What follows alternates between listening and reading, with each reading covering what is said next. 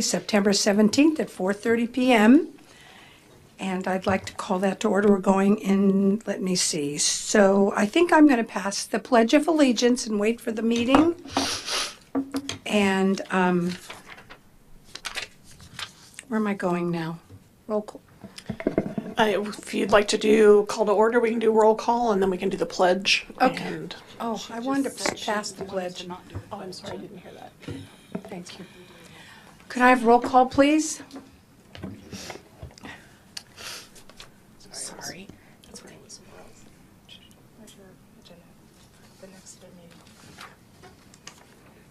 Sorry, Madam Mayor. Vice Mayor Harrington? Here. Councilmember Edwards? Present. Councilmember Cook? Here. Councilmember Henley? Here. And Mayor Agramonte? Here? Thank you. Thank you. So we're going to bypass the Pledge of Allegiance for our meeting at 6 p.m. Items for discussion 3.1, presentation, discussion, and possible direction on City Council long-range agenda through December 31st. And I yield to the City Manager. Thank you, Madam Mayor, and members of the City Council, members of the public that are with us. This is our second time that we are holding a quarterly agenda planning session. This is a new process we've put in place to look out 3 or 4 months ahead of time. Council has an opportunity to look at some of the things that are going to be coming. As staff, we have an opportunity to tell you some of the other things that are on our workload and are in process. And this is also an opportunity for if the City Council, if a member wants to bring up an item that they'd like to be considered within the next quarter, you can bring it up, have a conversation with your colleagues, and then if a majority of you want to calendar it, then we'll look at how that could be potentially included within the next quarter as well. So it gives you an opportunity to kind of look at the next quarter and look at items of interest that individual council members may have as well. So what I like to do is kind of give an overview, staff presentation, take any questions from council, then we'll go to public comment, and then come back and have council talk about any areas of interest or any other thoughts you have as we look at the next quarter. And I have a question before we start this. Can we have an explanation again? Because there are some urgent items, like tonight there might be something that a council member won't bring up, but as things happen throughout the state and different jurisdictions, what is the process moving forward for a council member to move something on the agenda? So we still have the two-step process. Let's say we're the middle of October and an item comes forward. A council member can still email the city manager. I think it's either 7 or 10 days before. They send me an email saying this is a topic I'd like to have put on the next agenda with a brief description. And we have a brief conversation. Sometimes there's some context and it's going to be coming anyway, but a lot of times and then it gets scheduled. Then we put it on the agenda, and then that is kind of what we call step one, and that's an opportunity to see if there's interest from the majority to add it as a discussion item for a second meeting. So that process still exists. This is a way, though, for you all to have a conversation kind of looking at the quarter as a whole and some things you want to bring up. Does that work? Okay. All right. So thank you. All right, so before we dive in, I think it's important to talk a little bit about some of the initiatives that are still underway and some items that are on the horizon. As council knows, we've had 4 key initiatives for the last fiscal year. Vacation rentals, our water rate study, those are both completed. There's been a lot of work and study sessions and research on cannabis, and the council gave the city direction there. And so we held we brought forward permanent regulations for both commercial use and commercial, and basically prohibiting commercial use of cannabis, and that went to the Planning Commission on September 13th. We will come on September 24th for a first reading and October 1st for a second reading, and then those regulations will be in place by 30 days thereafter. Tasting rooms, there was quite a bit of work that was done on this in March, April, May of last year. With some of the appeals, it got backburnered. Our past planning director, Mr. Goodness, and I picked it up and did a little more work in July, but there still is more to finish here. And so what we'd like to do is, currently what we need to do is this current urgency ordinance for tasting rooms will expire at the end of September. And so we'll be bringing forward back to you on September 24th, asking the council to extend it for one more year. Again, you can only extend it a certain amount of times, so we only have one extension left, which is why staff is recommending we extend it for the full year.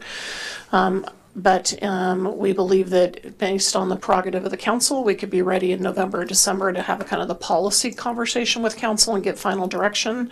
Or if you want to wait for the beginning of the year, that's kind of the prerogative of the council, and one thing I'd like some feedback on tonight. So some of the other key initiatives that we came out of our council goals, and these are some items that we've got council subcommittees on a number of these, and hope to start some work in October, November. One is looking, and these really, let me back up for a minute. These initiatives are really, a number of these are not a one-year initiative, they're a multi-year initiative because they are complicated. So one is to look at downtown parking and really do a strategic plan there. We're also looking at a Broadway streetscape enhancement and traffic circulation project. Plaza Depot park enhancement and connectivity project as well. Housing opportunities, a general plan update, cemetery assessment and strategy. There's also a project looking at kind of our communication, collaboration, and coordination. And then there are a number of key contracts that are coming up in 2019, some as early as June, some later in December. Both our law enforcement contract with the county, a homelessness contract, Visitors Bureau contract in the Carnegie lease, and labor negotiations. So some of these things are things that are on our plate within the next fiscal year. So before we kind of look at some of the calendar, these are some of the areas that staff is currently working on, and some of them are not determined or fleshed out well enough for me to program and tell you I think I'll be able to bring it at this meeting. Some of these could come though within the next 4 months by the end of the calendar year. Some might be into 2019, but again, just so they're on your radar screen. So some of the work that staff is doing currently is we're finishing the 16-17 audit and the 17-18 audit. Those we'll be bringing to the Finance Subcommittee, which is Vice Mayor Harrington and Councilmember Cook, before they come back to the full council for acceptance. We also are updating our city fees. So this will be a basic kind of CPI adjustment. Plus, as council knows, we've done our cost allocation plan, and that additional kind of overhead charge that we know and that has not been included in the past. So we'll be looking to bring that forward as well. Part of the work of Raftellus, when we did our water rate study, there was a smaller piece of work to look at the city's connection fees, our water connection fees. So I know that our Assistant City Manager and Public Works Director is working with them, and we hope to bring that back and update our water connection fees as well. Council gave us direction on the housing impact fee and on, except for hotel where there's a little more research to do, and on the housing inclusionary ordinance. So we are working on those as well. As council knows, the city gets tickets to different events, and there are some opportunities to clarify that policy and bring that forward, and the city clerk is working on that. And also, there's a lot of kind of changes that are happening with social media and the city and council members' use of social media, and some kind of best practices are starting to be recommended. So looking at potentially kind of a social media policy that you all can review and react to. As you know, we have our transient occupancy tax. Measure S is on the ballot for November, and as city staff, we can provide public information, so we are putting together public information on that. We can't advocate on behalf of the measure, but we can make sure that there's good public information, so when the voters are determining what they want to do. And then we've also, as council knows, or you may recall, a number of years ago, the council put together a process for how the selection and marketing works for the Alcalde. And so Mayor Agramonte and Vice Mayor Harrington and I met with some of the Alcalde folks, reviewed that recently. We'll be bringing forward some minor adjustments to that process as well. There are also appeals and some planning projects that we see coming forward to council. Again, the exact timing is not yet known.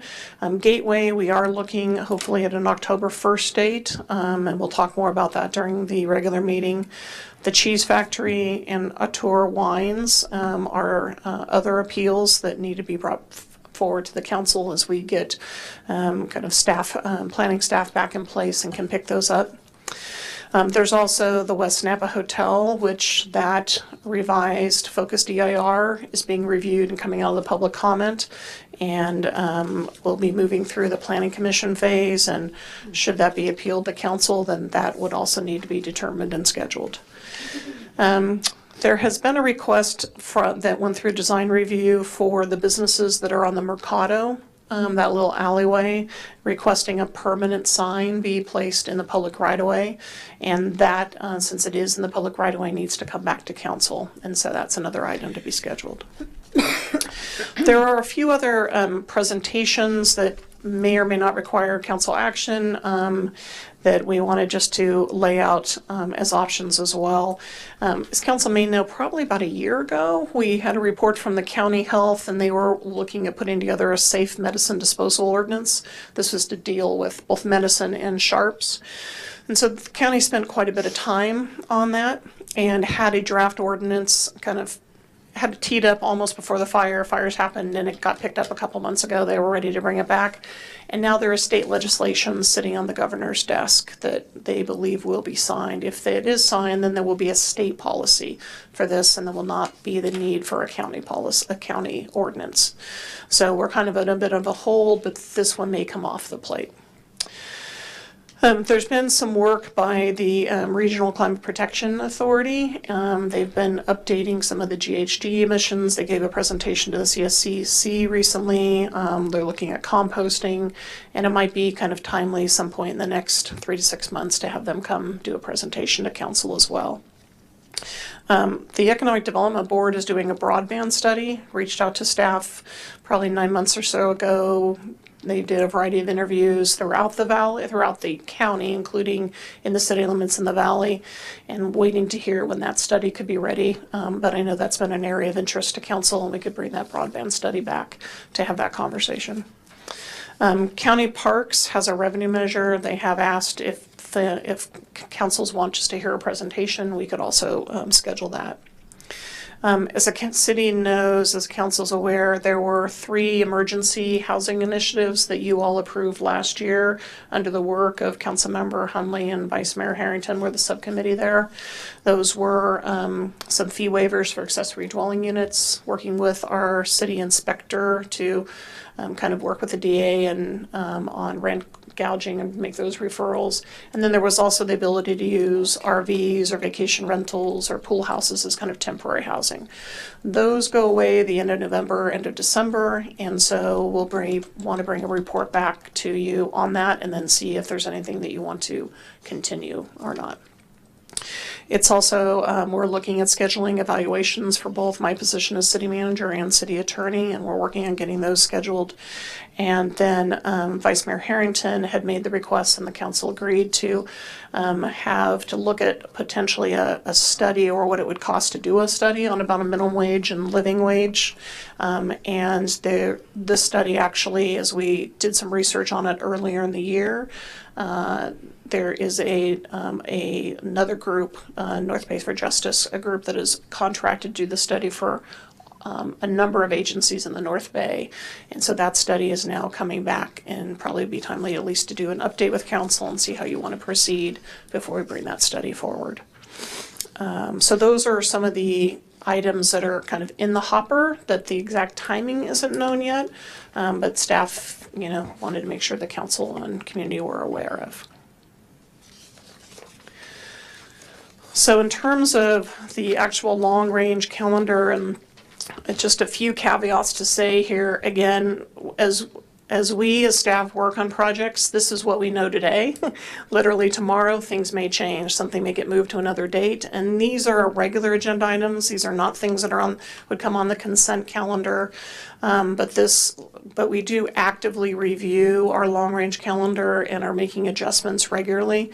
So as members of the public are watching this and as council fully knows, these dates, things may shift based on something's not ready or something else needs to go forward sooner, etc.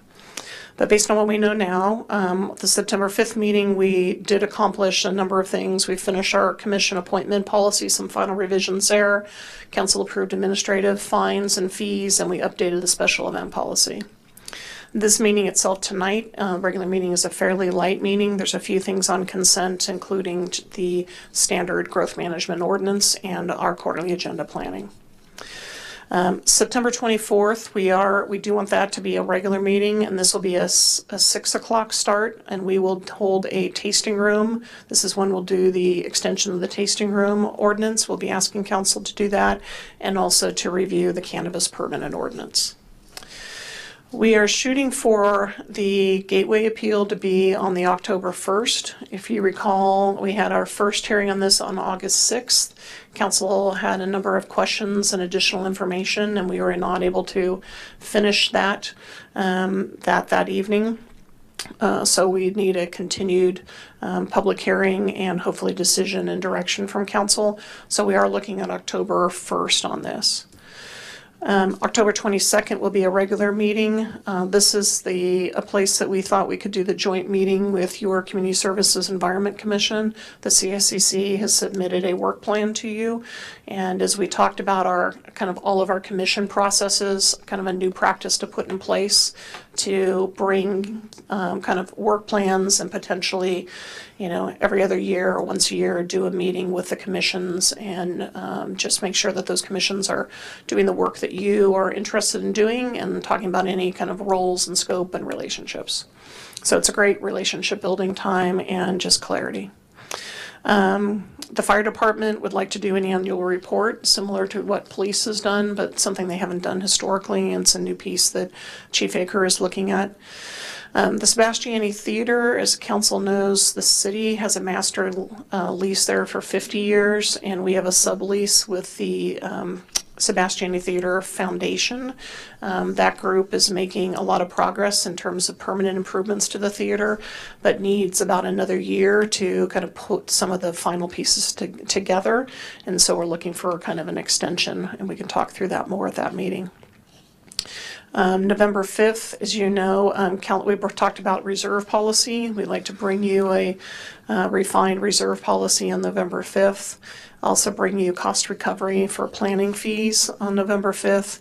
And we've been working with the League for Historic Preservation at the current lease for Mesa Nave and some potential lease amendments.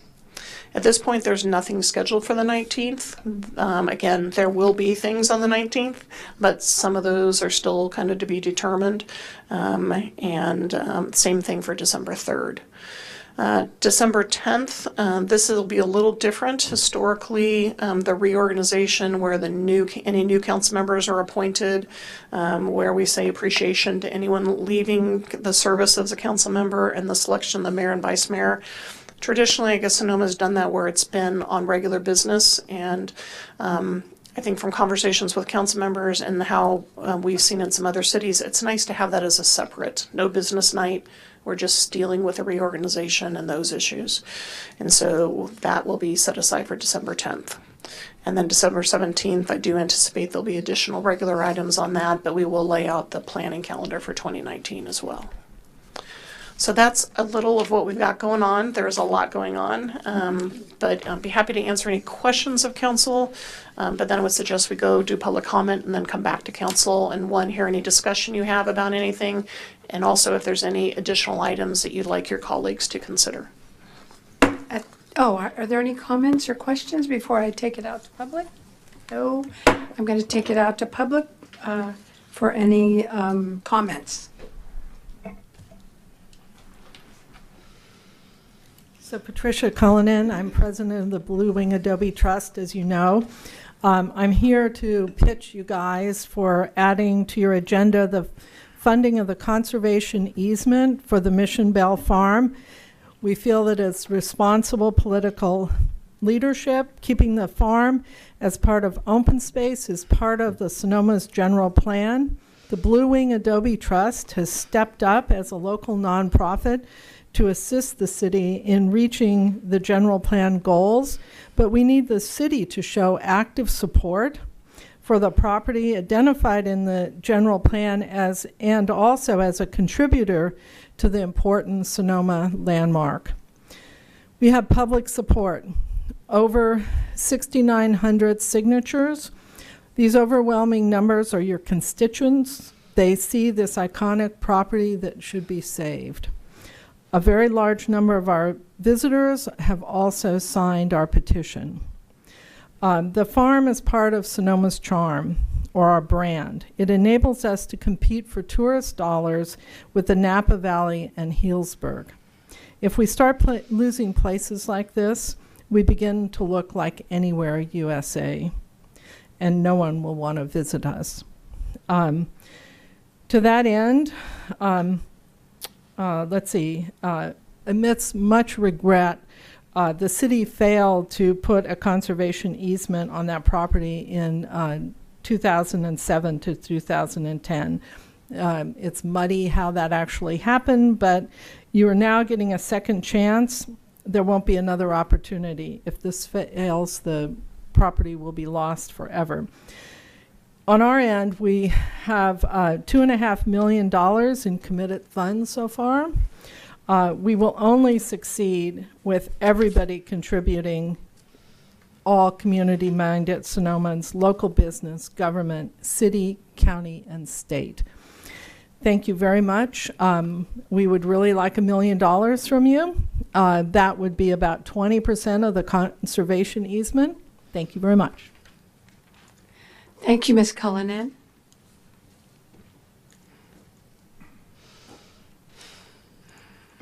I'm Will Honeyborn, 2nd Street East, and I'm a director on the Blue Wing Adobe Trust. Just like to follow up with some additional remarks from what Patricia said. Look, $7 million is our goal to raise, and that's a lot for a local fundraising. $5 million of that is for the conservation easement. And as Patricia said, we're asking for $1 million, which would be 20%. We're asking the county for $2.5 million. That $1 million is actually 50% of what the council committed to in 2007. So we hope that it's a reasonable ask. Since the property is within the city's jurisdiction, the county and the state are watching very carefully and assessing what the city's funding commitment is. We had Susan Gorin out the other day, and one of her first questions was, how much is the city committing? So, I mean, it's logical. If it's not important for the city to fund, then the county and the state are unlikely to allocate their precious funds. And quite honestly, as Patricia pointed out, we need funds from everybody. And without government's support, this fundraiser is going to fail. Look, the economics here don't work for affordable housing, not on this location. If it's developed, and it is zoned for development, higher price accommodation is much more likely, potentially including weekend homes, vacation homes, homes more suited to a bedroom community. Please don't put yourselves in the future situation of having to explain to your children or your grandchildren as they look at a development with 30 undistinguished housing units on it. Don't have to tell them that there used to be a charming historic farm on this location when you served on the city council. Look, we appreciate that finding these funds requires work. You've got lots of commitments, and it potentially requires difficult choices. But please make saving this essential part of Sonoma's high priority on the council's agenda and budget. Your constituents and future generations will thank you for it. And while I'm here, everybody as individuals, please contribute as well. This is not just the city. As I said, it's Sonomans, it's the business, and it is government as well. Thank you very much. Thank you. Kimberly Blattner, 426 2nd Street East. My husband Simon and I have recently joined the campaign to raise the funds to save this property. And one of the things that I want to point out to you, I didn't necessarily follow the whole process of what happened to the city funding in 2006 to 2010, but the majority of your constituents still believe that the city is either owns the property or is giving money to save it. So one of the things that we encounter all the time when we're talking to people in terms of raising the money, they say, well, isn't the city there? And what is the city doing? So I think this is kind of your opportunity to come back and make, not restitution, but to make it all good for the constituents, which dramatically want this in the city. So thank you. Thank you. Good evening, City Council and staff. Fred Allebach, 19550 8th Street East. I have a few comments this evening. One is on the general plan update. I'd like to suggest that the City Council extend the UGB as it is until 2023, so that will give time during the general plan process to discuss all the issues about it and come to a reasonable community decision about it, particularly as it pertains to housing. If an election is forced within a year, then it's likely that the issues won't be examined in a kind of relaxed way, and it'll be really positional, and we won't really get to figure out what the data is. So I think that it would be good to have the UGB be part of the general plan update process, and to take the heat off of that by extending it as is to 2023. Then people could relax for a while, and we could come to a reasonable position on what it should be. Otherwise, I would hurry up and get the UGB part of the general plan process going, so that as it comes up to the election, the public will be informed about what the issues are relative to housing. For the cemetery assessment strategy, I'd like to propose to turn the cemetery into a historic park. It's one of the greatest parks in town. And I mentioned that to the Public Works Director when I was taking her on a walk of the Overlook Trail, and she said, I had never thought of that before. So I thought I'd mention it to you. It's just an awesome little piece of nature, and it is a historic park, and public and visitors go in there all the time. So that'd be one option that you have. For the Climate Action RCPA, I would suggest listening to the CSEC tape of the meeting. And one thing is that the city is 9% above 1990 levels now, and we're supposed to be shooting to be 20% below by 2020. So we're not going to be hitting that target, and so we need to reduce 29% from where we are now.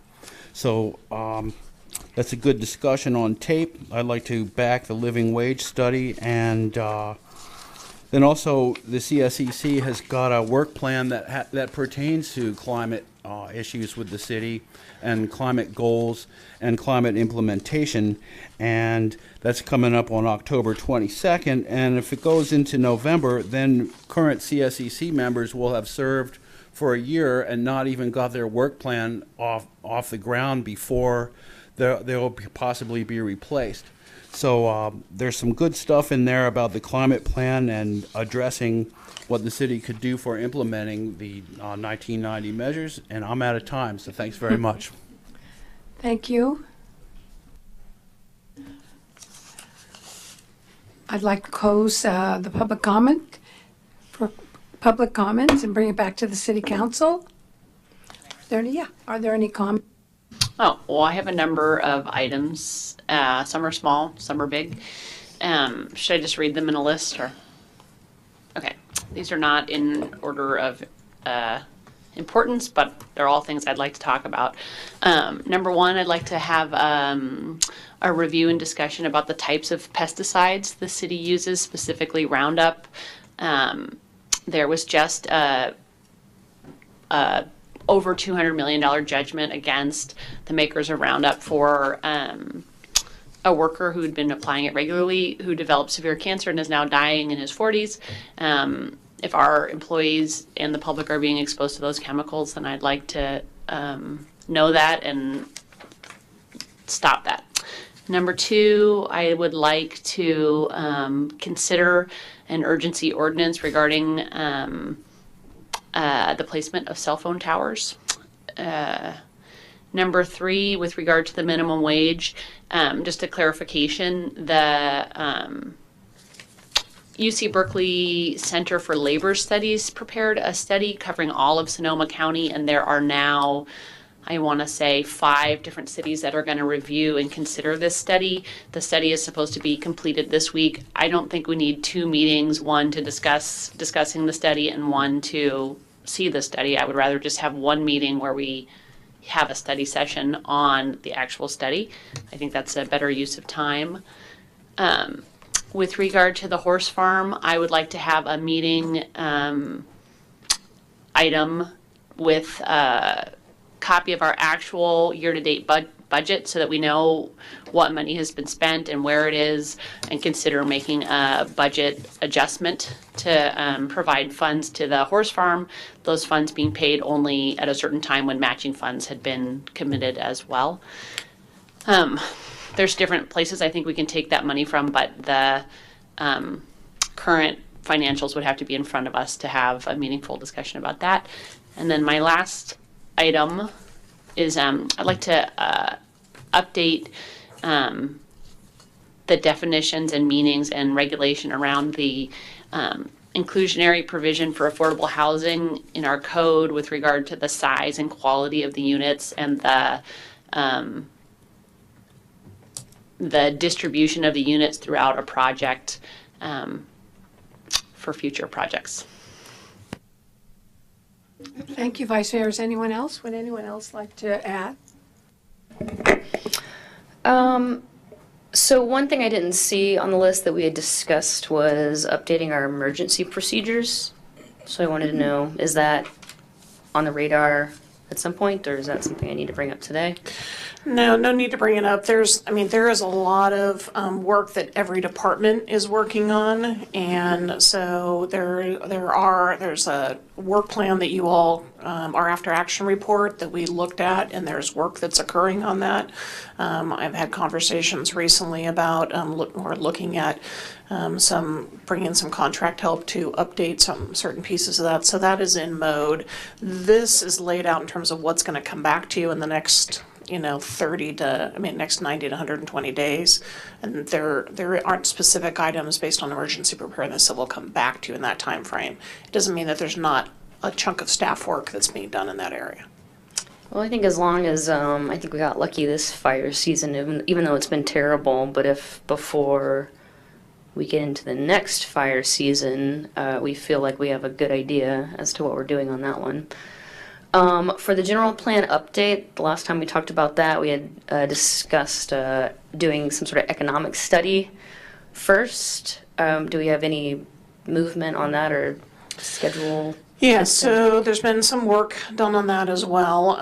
Council did fund an economic development study, and so the chamber, who is our economic development contract staff on that, working with Mark Bodenhammer, he and I have looked at a number of cities. We looked at probably 20 different cities that have done these economic development studies. We picked about 6 firms or 8 firms that we looked at, that are kind of the typical firms that are doing this. So rather than asking for a pure RFP, because part of it was really trying to get a sense of how could the scope be and what do we want to ask for. What we did is we did some informational interviews with about 6 of them on the phone, just kind of getting ideas of how the different cities structure it and what was included. So that work was done over the summer, and so the next step is to begin to put together that RFP, and Mark is currently working on that. For the UGB, I know it expires in 2020, but exactly what date does it expire and what election is before that? Do we know? I'm not sure I have that on the tip of my tongue. I don't, my apologies. But I think it is, I might be able to look online quickly and come back to you, but. So for that, if we're looking at, it expires January 1st, 2020, and then it would have to be some election in 2019, and we'd have to figure out where it's going to be. I think we need to give ourselves, I think, at least 9 months to talk about it, because I think there's going to be a lot to talk about. And then the other one is I support Vice Mayor Harrington's wanting to discuss our pesticide use. And then other than that, housing opportunities, it's been sitting on our list for a long time, and I think it's time to move forward on that. So I'm hoping in the next 3 months that we have I know we had discussed having like a study session with presentations from like housing innovation groups to talk to us. So if we're getting into the general plan next year, then in the next 3 to 6 months, I think we need to be doing our due diligence as to what that is. So that's, I would put that first on my list. And then the other 3 things on here that have to start moving is the Broadway streetscape enhancement, because I know they pushed back the paving of Broadway a little bit, but I just think that needs to be at the top of the list. And then the other things that I think are very important and I don't want to move down are the parking plan and the Plaza Depot Park enhancement are things that I think need to stay at the top of the list.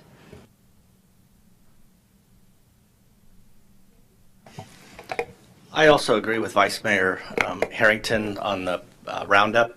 I know the council, we looked at it a while back. Our usage of Roundup is so minimal here, and it's due to the cemetery. And last time I heard it was safety aspects, but I think that I'd like to revisit that. And I would also agree with Vice Mayor Harrington also on the horse farm. I think that that's something that we really need to bring to the council quickly and have an open discussion. And the one that I'll be bringing to the table is I'd really like to look at the moratorium on water hookups on outside of the city of Sonoma. I think it would be a great discussion with what's happening at the state level and the county level and with the GSA and all that. So I agree also on the Roundup. I think when we had that study, we were using 3.2 gallons or something in the city of Sonoma. I know that I've had a meeting with Carol Giovanato back in the day, and then with Kathy just saying, why don't we just eliminate it without making a big deal about it? Let's just not use it. As far as the Casa Ignacio property, I know that we don't have $1 million laying around. I'd like to find a way to find that, and my family will be contributing to that process. I don't know if what's happening with the patch. I know that's owned by the same folks, and that's something that we should be protecting as well. And not just the Casa Ignacio. It's both Casa Ignacio properties, but I think the patch is a jewel that we shouldn't lose as well. But we also probably have a couple $1 million in sidewalk repairs that we need to do in town. Just in this past week, I watched a guy almost go over on his little electric scooter right across from the Catholic Church by Pharmaca. And then over on Chase Street, the little girl on her little tricycle. And I know I've pointed it out to Public Works a few times, but there's places in town that are just crumbling. And I think that needs to be moved up on the agenda as well. Tying in with the Broadway reconfiguration, that's a mess. I know we have the trees coming up as well.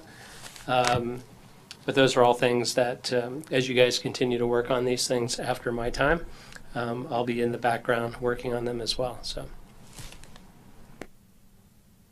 Well, thank you all. You know, I attended the specific plan meeting for the Springs, and one of the things they brought up, of course, was Donald. I think is that the name of the street? And all of a sudden, the people in the room said, you know, I think that the city should annex that part because it's a good piece of property, but I don't know where that is within the urban growth boundary. I have no idea. I think that's something that might be interesting to talk about. Something that, being on the Transportation Authority here for the county, one of the things I know is 3 to 4 small cities have shuttle service.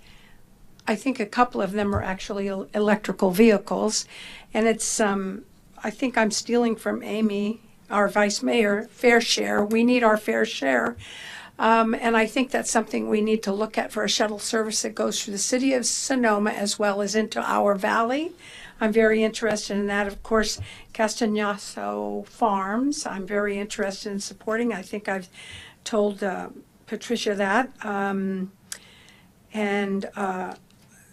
As well, Rachel, I think you mentioned emergency procedures. I think that's something that's really important. There seems to be a lot of stuff going on all over the county, but I don't know how it filters down to each individual city, possibly through city managers' meetings. I don't know. A minimum wage, I think it's time. I agree with the pesticides.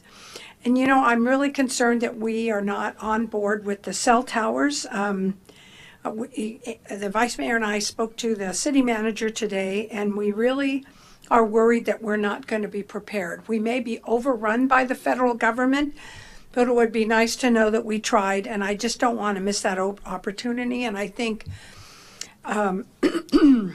Mary Lynn DeVincent has cautioned us, and I feel that the information she has is it feels very valid to me, and I'd like to move forward on that. Lynn Marie, and I'd like to move forward on that as soon as possible. You know, it would be nice to be preemptive and with respect. And as I said, the federal government may run us over on this issue, but I think we need to work as hard as we can to protect the people here in Sonoma. I was going through the schedule here, and one of them is interesting. Ticket policy. I think, thank you to the city clerk, you're the one that brought it up initially. What happens with the city council is, you know, we do get invitations to attend certain events. Most, most are, you know, not, well, they're not as expensive. Some events are very, very expensive. And I think this is what our city clerk is looking at. If the mayor is invited, I mean, I've never attended an expensive event, but if the mayor is invited with a free ticket, I think that it would be great if we could attend, someone from this council can attend these events to represent the city. It doesn't have to be the mayor. It can be anyone else who would like to go. Perhaps some are tied to the Education Foundation, other organizations here. And so I think it makes sense to do something like that, and I really appreciate you're looking into it for us, because it wouldn't be part of gifts to us. It would be a general gift to the city. And I just want people to understand that. We don't get tickets and all this stuff. But there are some things that I think someone from this city should attend. The other thing, safe medicine disposal ordinance. Somewhere in here I want people to understand about the sharps. And I think we discussed that today. Those are needles that have to be disposed of, and I was told that the police department has, I guess that, but why don't people know? I don't know. I think those things are very important. And let me see, there's other notes here I may have taken. I think that might be it. One of the things I have to say, this, you know, I've said this to I think 2 weeks ago, I may have mentioned this to our city manager. I'm done with the wine tasting rooms, and I feel that I'm stuck in a corner because of some of the explanation with respect to the moratorium. You know, I think it should be over with, and I don't want to support another moratorium. And it would be nice if we could get this done. We've had some some wonderful reports regarding wine tasting. I think by now we should know what we want to do. And I'm really appealing to the city council that we get rid of this thing before the end of this year. And it's time. It's really time. And that's it. Thank you. Are any other comments? How do you want to proceed? Yeah. So here's kind of what I heard from folks, okay? And so I heard that there was agreement to kind of look at a pesticide report, and heard that, I think, from at least 4 of you, if not 5 of you. So 5 of you, so that we can bring forward a report and tell you how we use it. Councilmember Edwards is correct, and Councilmember Cook, if you're past it, it's a very minimal amount of use that is used, but I'd like to have the appropriate staff here and be able to describe that to you, and you understand the implications of what that is, and we can look at that. So we can bring a report on that by the end of the year. In terms of the farm, I also heard a desire to bring that forward. I want to clarify, though, is the interest from the council to look for potential funding. I heard that from a few folks, but a few folks were a little more general. So is there a desire to look for some funding? I will say that again, and I've shared this with the folks that are doing the good advocacy work out there. Again, there is limited money in the city's general fund reserve currently. So there might be some money you might want to take from that, but there also, you could look at your budget and reallocate. But there are limited options and it's all about priority setting. So, but we could bring forward some options. And if that's I just want to be clear about what the direction of the council and interest is. Well, my proposal was that we receive a financial update, which we're supposed to be getting anyway, of the budget actuals so that we know how much money we have and where it's allocated, and that we have agendized consideration of possible budget amendment when we're provided with cash on hand where it's allocated. Oh, I'm sorry, go ahead. If I can add to that, if the city does have any surplus land and opportunities to move some of that along to help fund something like this would be interesting to me. So you're saying surplus land to potentially sell as a way? Okay. And I agree with both. Okay. All right. I just want clarity so that what we're bringing back, hits that mark. Sorry, and could I interject? I think our vice mayor, I don't know, a month or two ago, made some great suggestions where money might be found. I thought that they made great sense, so maybe if you can pull that old list up and share it with everybody. Thank you. Yeah. Amy, if you want to provide that, we'll go back through that and we can look at those and other things. Okay. Can do. All right. So it sounds like there is a majority interest in moving forward there.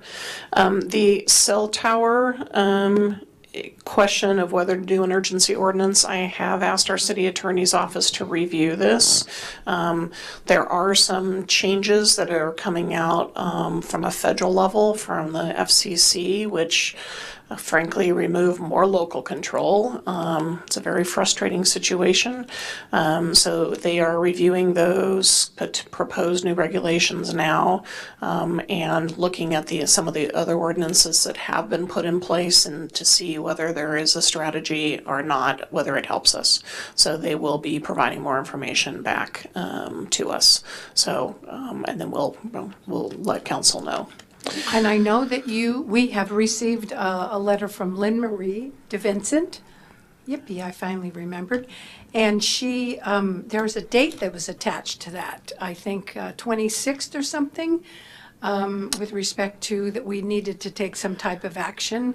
And as I said, I didn't receive the information about Mill Valley, but I think you said that you did, and possibly Jeff did also. Yes, we forwarded that information on to the city attorney's office, so they have the information that the community has sent in to us to consider as well.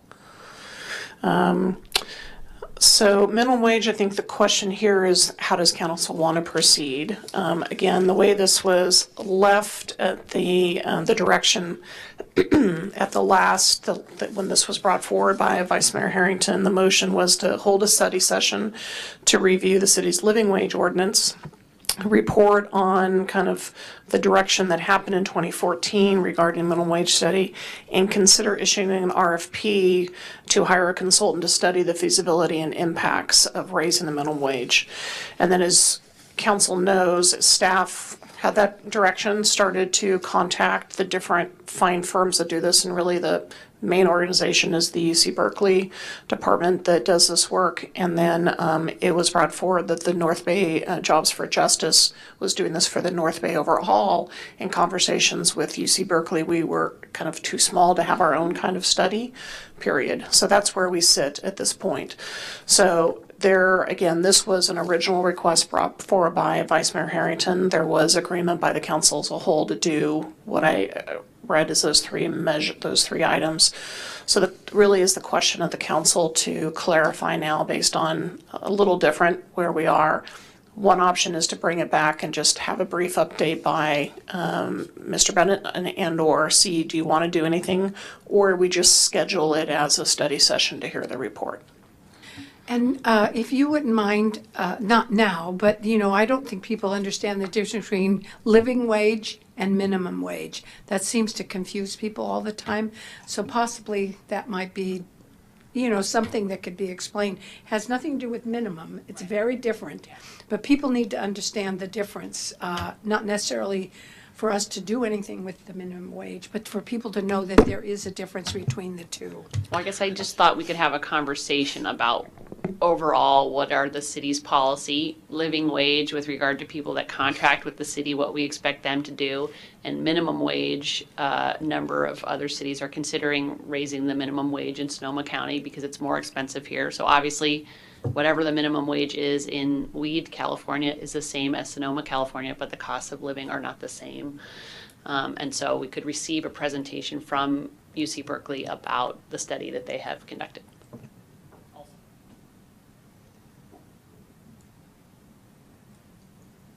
Thank you. So I guess, excuse me, so the question of the council is, do you want just a brief update, or do you want to kind of move to step 2 where you would basically hear the report? At this point, I would like to hear the report. I've Marty Bennett, who's from Jobs with Justice, is working with these 5 cities, and I think we're one of the 5. And he says they have a lot of information. I would like to hear the information. And I agree, we should hear the report. And Gary? You can never have too much information. Thank you, and I agree as well. Okay, so just in terms of staff workload, though, I think what I'd like to do on this one is focus this on the minimum wage report. We can just provide a brief update of what the city's current living wage is, just as an education item, not a bunch of analysis, et cetera, but it's more just informational. And then with the focus being on the minimum wage in that report. Does that scope work for the council? Okay, thank you.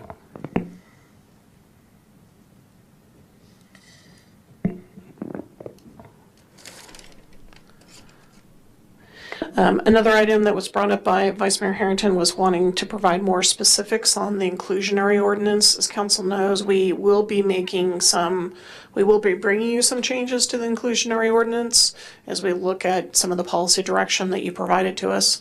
So it would be an appropriate time if there's other parameters you want to look at to potentially include that as well. Any comments or questions? With respect to the inclusionary, is there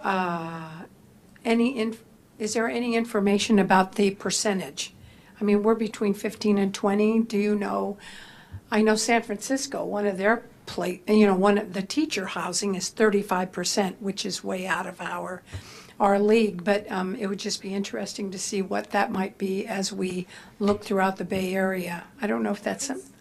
I think we're talking about that in the in another, not in the context of this, but my thought was going through the Gateway project that it appears that we don't have any regulations about the size that the affordable units have to be in relation to the other. So you can make them tiny ones with regard to the quality. I know Gary's talked about I think the design review or the planning commission getting people to change those projects, but I don't know that wasn't voluntary. I don't know that we have actual rules requiring them to be similar.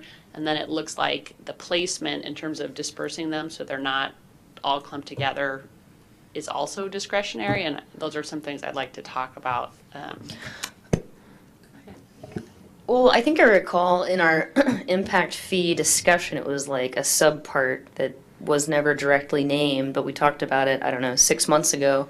But like kind, like for sale versus rental. So I imagine that's mostly done sitting on a shelf somewhere, but it just needs to move forward and happen because now we're looking at projects where it would actually make a huge difference. So, I mean, I could see why those two pieces were kind of together, but if like the impact fee is holding up the other piece, we just need to get the other piece through. Yeah, I think we can split. I mean, the conversations I've had with the consultants is to split it because they can be split. So that's where we currently are.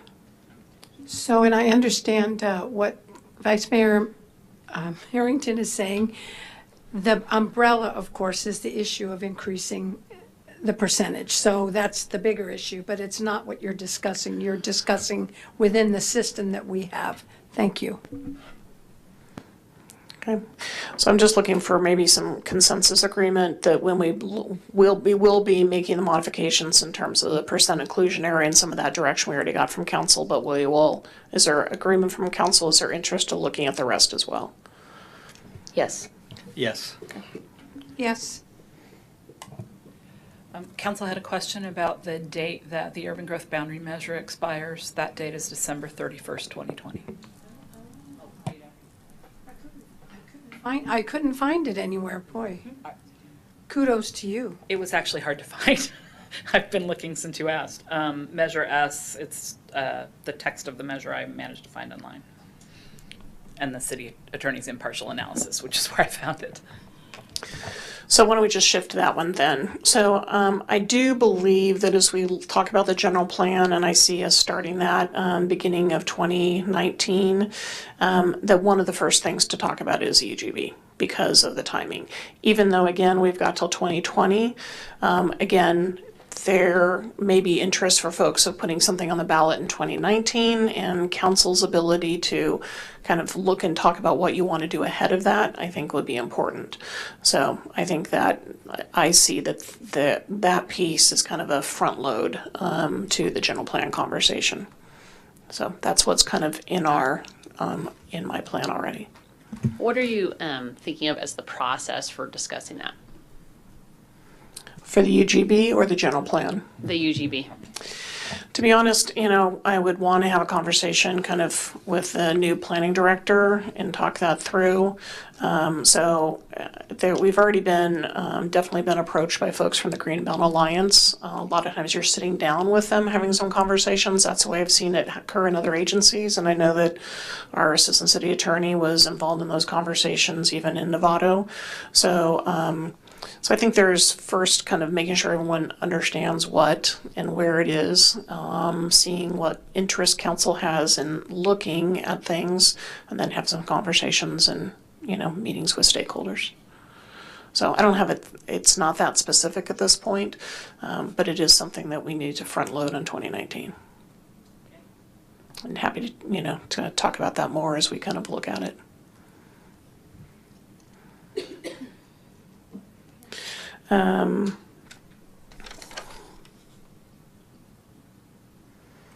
Water moratorium was raised by Mr. Cook, and I didn't hear kind of much conversation on this one, though I know this council has talked about water moratorium previously when we talked about kind of council goals and that type of thing. So one option, again, just in terms of what we can accomplish in the time period we have, we could bring back to council kind of a little study session or an education of here's what the moratorium is. Here's kind of some of the background on it. Here's maybe some of the exemptions that there currently is. We could also show a map of what properties on 8th Street East are already served by city water and which aren't. So there could be a preliminary conversation that could occur in that way. Kind of a much larger conversation would require, there's definitely analysis and research and consultants, and we'd have to kind of put some of that together. But as a way to begin to have the conversation, we could put together something like that to bring to council. So I think it's important that we do study that if we're looking for money for the Casa Ignacio property, looking at sources of revenue, that sort of thing. And Councilmember Hunley has brought up many times about bringing industry here and so on. We don't really have any space in the city limits to bring industry. That is our space. And then tying in with the urban growth boundary, I worked on that when we brought the UGB on board back in 2000, and as far as I'm concerned, I want to keep it just like it is. The only thing I'd like to, and I've brought it up before, is Harrington Road and bring that corner into the UGB. It's in our sphere of influence, and there's lots of opportunity properties out there for housing, etc.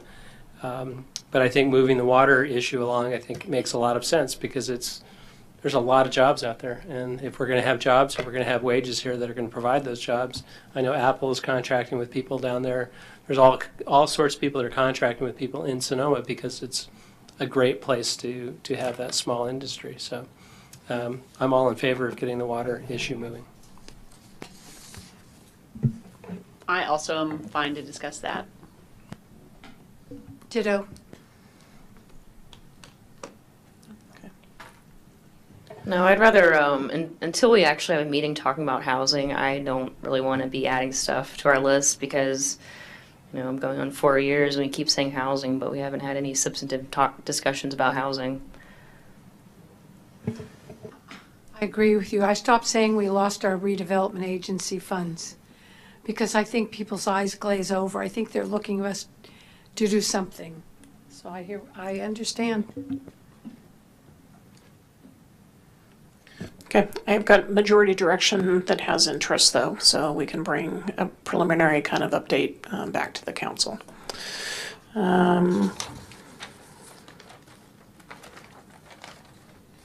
Tasting room moratorium. I know Mayor Agramonte has expressed an interest of trying to bring the policy question back to council soon. I think the earliest from a staff capacity that I could do that would be sometime November or December. But I think we are close to bringing the policy question to you. And then once you give us policy direction, then we would go craft any land use regulations or ordinances that need to be done. So it really is a question of council whether we want to try to do that in November, December, or you want to wait to the beginning of the year. Well, I know we discussed when we had our individual meeting today, just the timing with harvest, and I'd want it to be at a time where people who are interested could participate. Like I can see why doing it as soon as possible, and I remember when we first talked about this, I think we were supposed to have it done by like this past April, so we've blown past that one, and we are where we are. But as far as where it's timed, I'm thinking, which I'm not in the industry, maybe Councilmember Cook would have a better feel on this, is to just have it at a time where people are available and can think about it. Well, I think I understand the frustration that's going on with some council and some of the public. But I do believe that right now we do have the moratorium. I think it's important that people understand that we have it in place and we're talking about extending it so we can actually take a look at it, because I think the timeline in the next 2 to 3 months wouldn't be good, because we're still trying to figure out exactly what that language would say. I think when you open up the Index Tribune and it says that there's a new winery tasting room that went in on Broadway, and I get a couple calls, it's a replacement of an old, those would be grandfathered in. So it's more of a communication to the public to understand right now we do have a moratorium. It sounds like we're going to bring it back for the extension.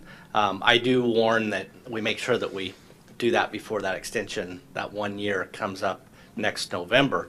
And I totally agree with Mayor Agramonte that it's something that we should keep on the radar. And if there is some time that comes up and we have this meeting in 4 months discussing, maybe we could do it in April or May.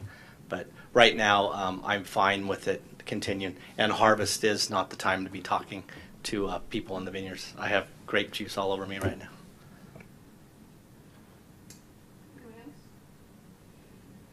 Well, I'm really in a corner here because I don't want to support the moratorium. And I've been told basically because we have Gary, who is cannot vote on this because of your property, that we're supposed to have a 4/5 or something. What is it? So a moratorium requires a supermajority, but I think in terms of talking substantively about the moratorium ordinance, I think at this point we're just sort of talking about the timing of bringing items forward to the council.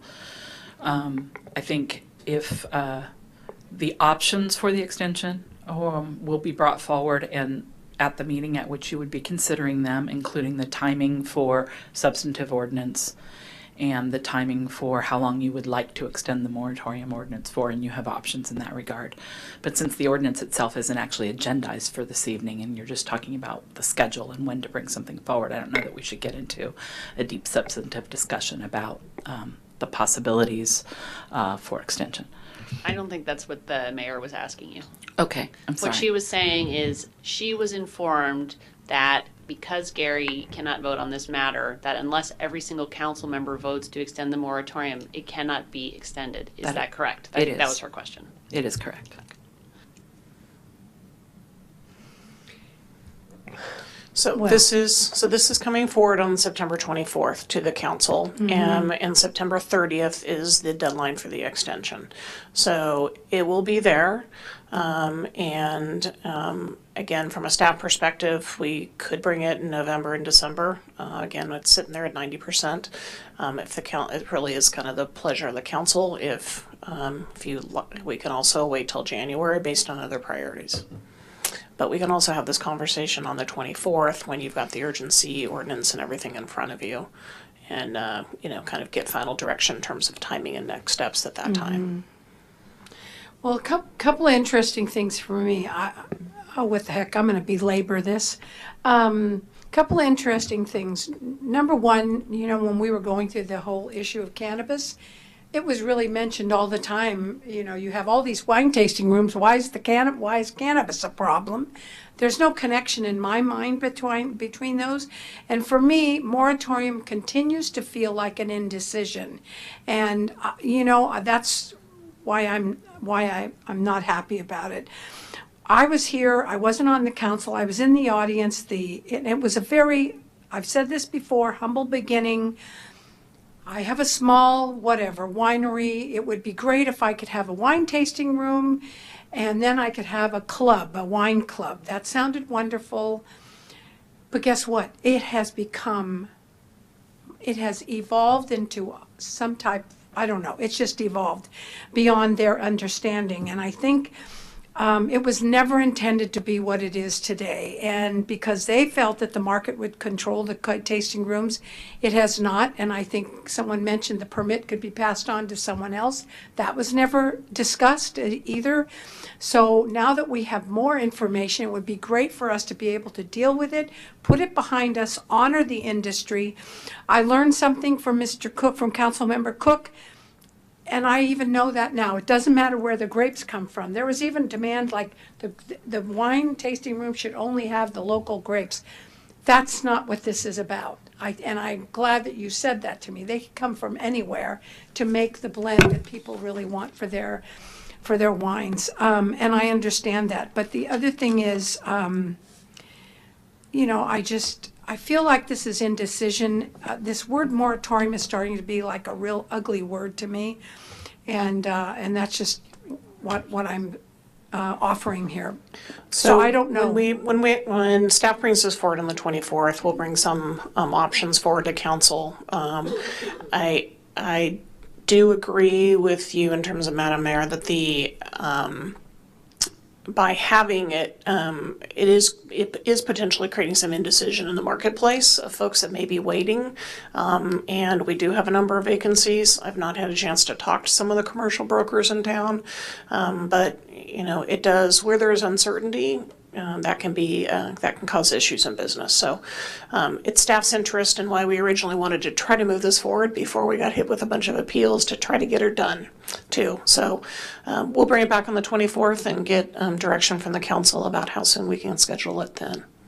In a more practical manner, we get no benefit from this because of the wine clubs possibly could be in Oakland or somewhere else. We don't get anything from this. So that's another thing. We should get our fair share of those, of what would come out of the sales. Thanks. So I think we've covered the issues that were raised. If I haven't covered something, please help me. Did we talk about emergency preparedness? We talked about emergency. I gave a response that there is a variety of work that's underway, and I don't think that there's something coming back to council within this 90, 100-day time frame.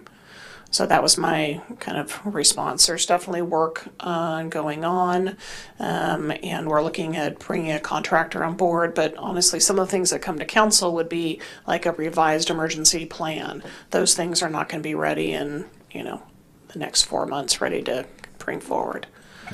But what about, so if the aim was to have an updated procedures 2 years after our last big disaster, which would be less than one, or I guess a year from today, I imagine things would have to happen before that. So if it's not 6 months from now, is it going to be it just seems like what's going to happen in the next 12 months with this? Yeah, there's a variety. I mean, and I'm sorry, I don't have the whole action plan that we put together, but there is an action plan. There's a working list that staff is engaged with. We're talking about training.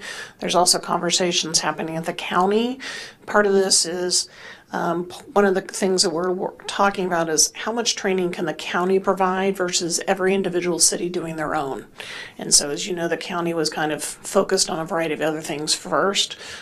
There is a kind of a large staff meeting happening actually next week with the city managers and police and fire, and we're going to be talking about some of that. How much can the county do? So it's just one example. There are efforts and work underway, and maybe the thing to do we could look at is kind of dust off and bring back to you. It may not happen within this time period, but bring you back kind of an update on the action plan and some of the things that are underway.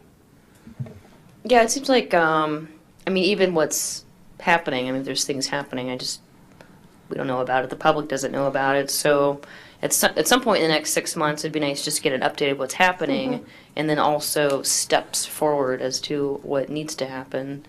Yeah, that's all, that can be done.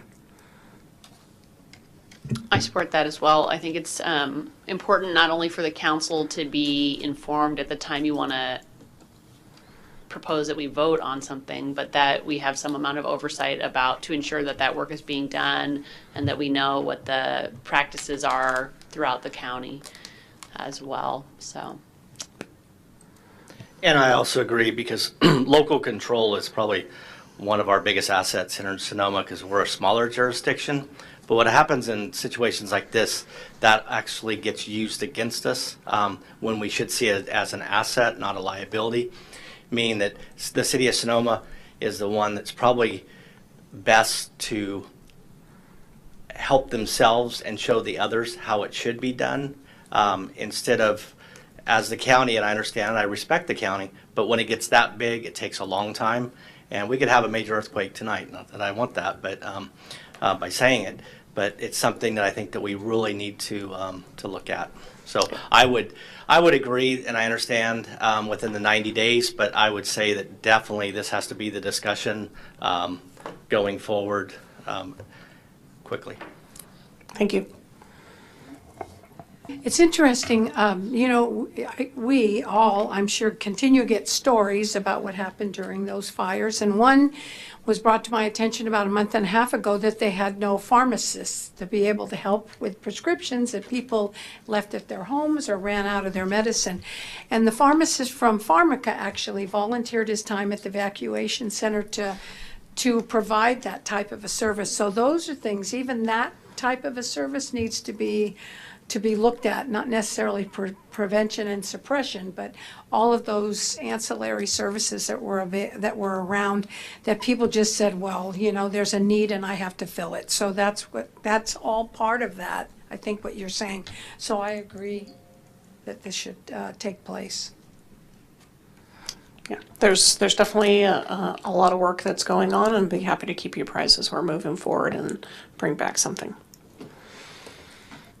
So I think that covers the list. And is there anything else, the council, that you wanted to comment or other thoughts on this? I have nothing.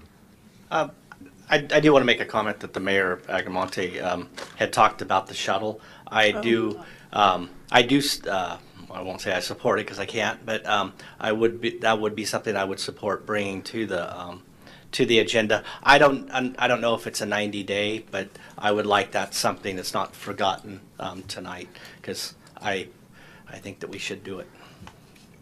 And I think the shuttle idea is part of the parking strategic plan. I see that as part of the parking strategic plan as well. Mm-hmm. Yeah, I agree. And especially because other cities, small cities have it. I don't understand. And being on the Transportation Authority board, I certainly am going to find out. I have the plans from each one of the cities and how they approached getting the shuttles. Some of them had them already and some did not, but I don't understand why we can't at least look at something like that. And I brought it up at an event recently, and a gentleman who was the head of a foundation said he would be willing to help fund something with respect to a shuttle because he thinks it's valuable for people, especially, you know, the other things with respect to the environment, greenhouse gases. People in Sonoma travel, I think I've said this before, further than any other city here in this county, just because we have no transportation. So we're lacking locally and regionally, and I don't think it's a secret. Thanks.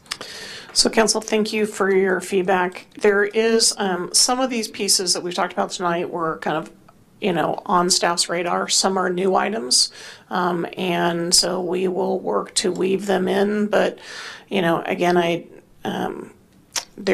just need to say, there is a limited amount of staff resources that you all know as a small city.